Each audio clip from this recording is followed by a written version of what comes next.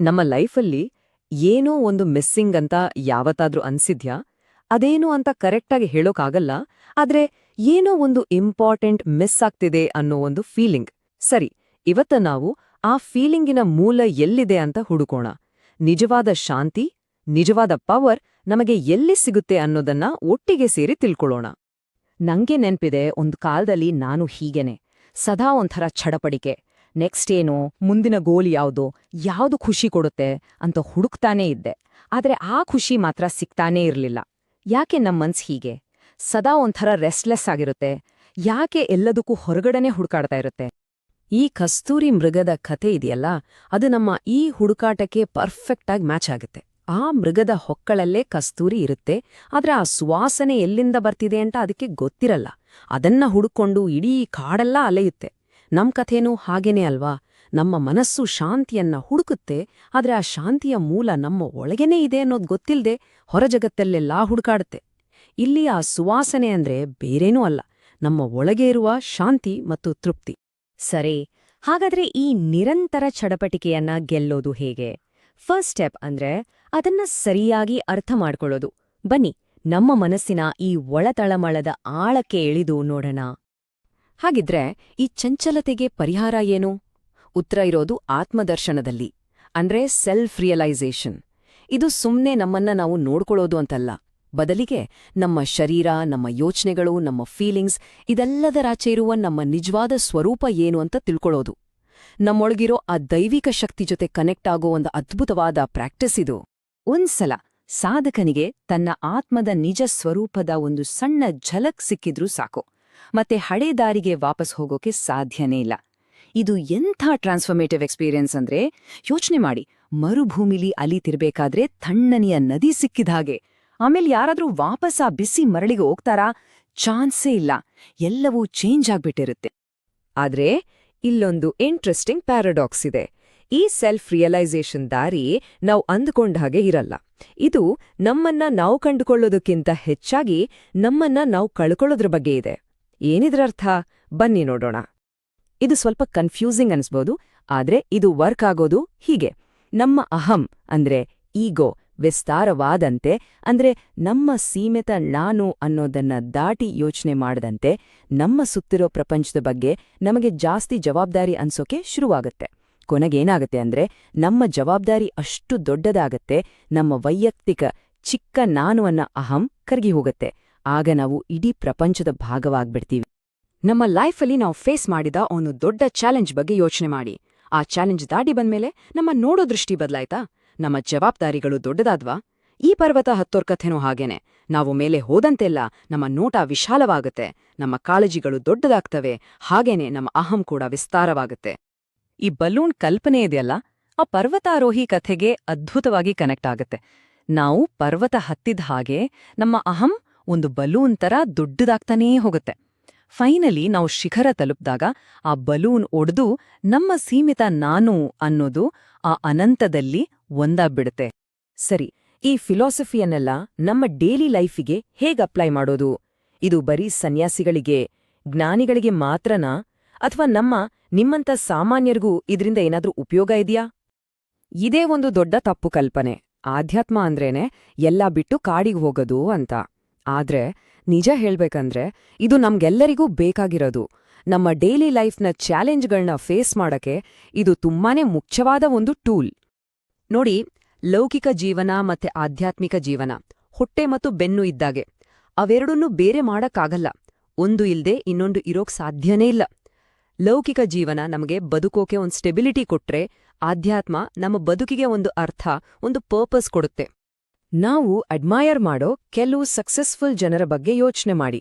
ಅವರಲ್ಲಿ ಒಂದು ಆಳವಾದ ಇನ್ನರ್ ಸ್ಟ್ರೆಂಗ್ತ್, ಒಂದು ಸ್ಟೆಬಿಲಿಟಿ ಇರೋದನ್ನ ಗಮನಿಸಿದೀರಾ?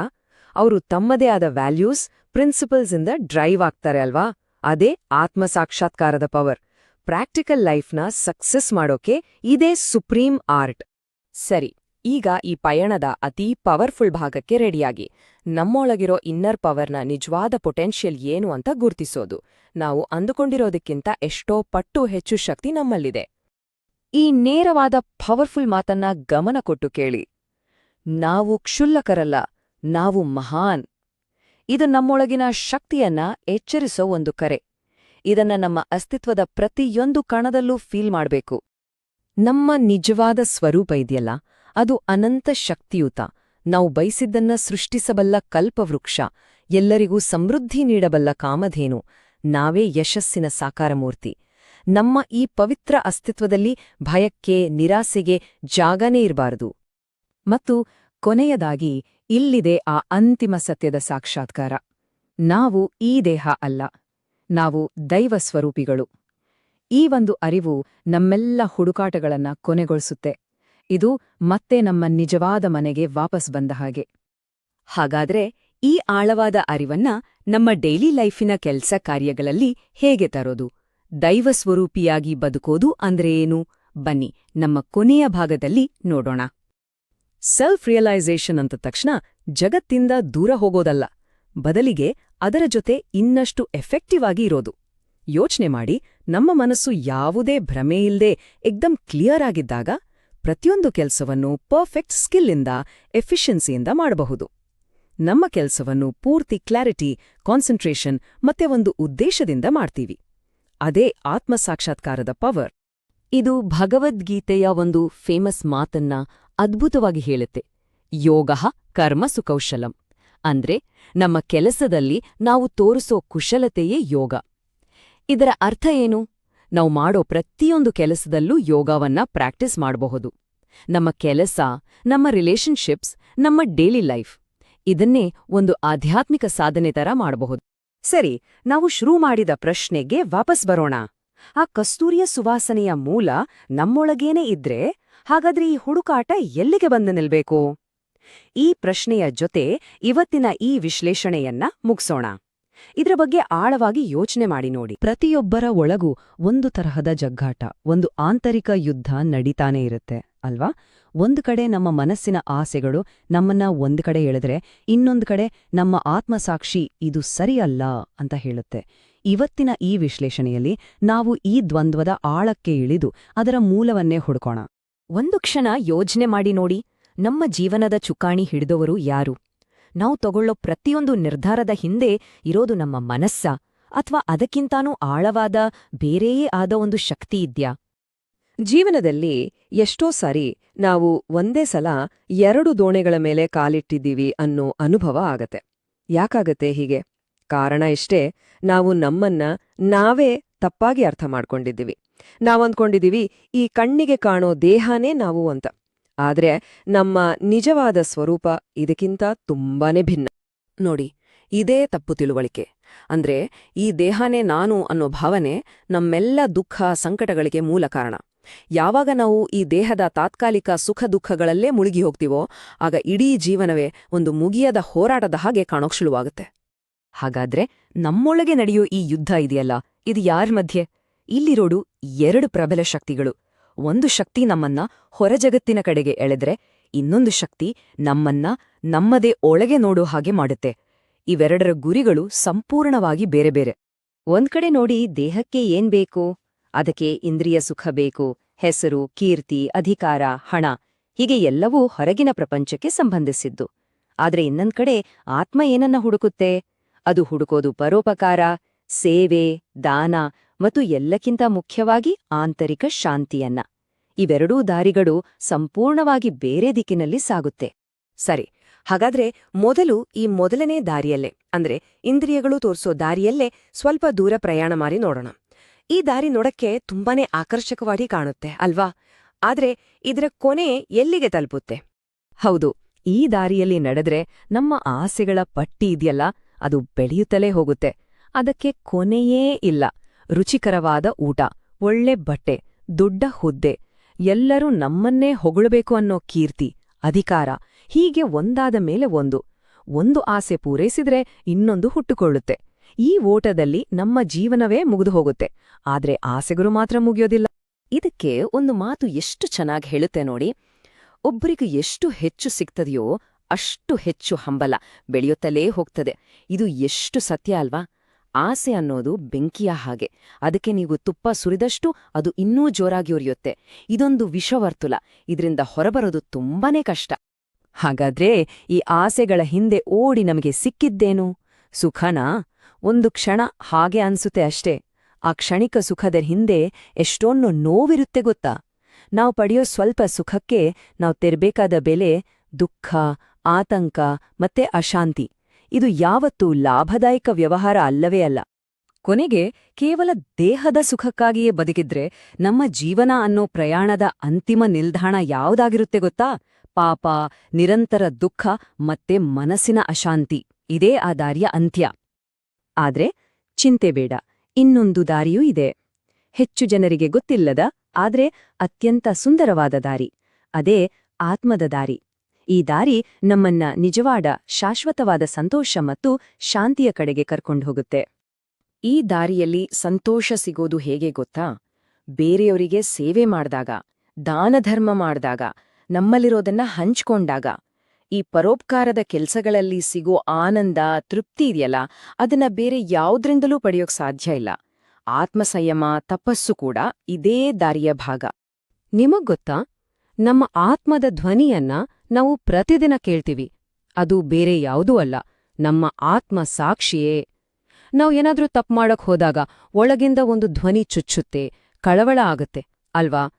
ಅದೇ ರೀತಿ ಒಂದು ಒಳ್ಳೆ ಕೆಲ್ಸ ಮಾಡ್ದಾಗ ಮನಸ್ಸಿಗೆ ಎಷ್ಟು ಸಮಾಧಾನ, ಸಂತೋಷ ಸಿಗುತ್ತೆ. ಆ ಧ್ವನಿಯೇ ಆತ್ಮದ ಕರೆ. ಇಷ್ಟೆಲ್ಲ ಮಾತಾಡಿದ್ಮೇಲೆ ಈಗ ನಾವು ಅತ್ಯಂತ ಪ್ರಮುಖವಾದ ಒಂದು ವಿಷಯಕ್ಕೆ ಬರ್ತಿದ್ದೀವಿ. ಅದೇ ಆತ್ಮಜ್ಞಾನ ಅಥವಾ ಆತ್ಮ ಸಾಕ್ಷಾತ್ಕಾರ. ಇದು ನಮ್ಮ ಜೀವನವನ್ನೇ ಬುಡಮೇಲು ಮಾಡುವ, ಅಂದ್ರೆ ಸಕಾರಾತ್ಮಕವಾಗಿ ಬದಲಾಯಿಸುವ ಶಕ್ತಿ ಹೊಂದಿದೆ. ಇದನ್ನ ಅರ್ಥ ಮಾಡ್ಕೊಳ್ಳೋಕೆ ಒಂದು ಚಿಕ್ಕ ಆದ್ರೆ ತುಂಬಾನೇ ಪ್ರಭಾವವಾದ ಕಥೆ ಇದೆ.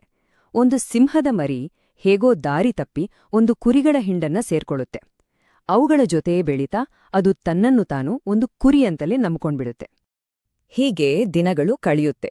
ಒಂದು ದಿನ ಆ ಸಿಂಹದ ಮರಿ ನೀರು ಕುಡಿಯೋಕೆ ಅಂತ ಒಂದು ಕೆರೆಯ ಹತ್ರ ಹೋಗುತ್ತೆ. ಆ ನಿಶ್ಚಲವಾದ ನೀರಿನಲ್ಲಿ ಮೊದಲ ಬಾರಿಗೆ ಅದು ತನ್ನದೇ ಪ್ರತಿಬಿಂಬವನ್ನ ನೋಡುತ್ತೆ. ಆಗ ಏನಾಗಿರಬಹುದು? ಆ ಕ್ಷಣ ಅದೇ ಜ್ಞಾನೋದಯದ ಕ್ಷಣ. ಅದಕ್ಕೆ ಅರ್ಥ ಆಗುತ್ತೆ, ಅರೇ, ನಾನು ಕುರಿಯ ಹಾಗೆ ಬ್ಯಾ ಅಂತ ಅಳುತ್ತಾ ಹುಲ್ಲು ತಿನ್ನುತ್ತಾ ಇರೋ ಜೀವಿ ಅಲ್ಲ, ನಾನು ಸಿಂಹ ಅಂತ.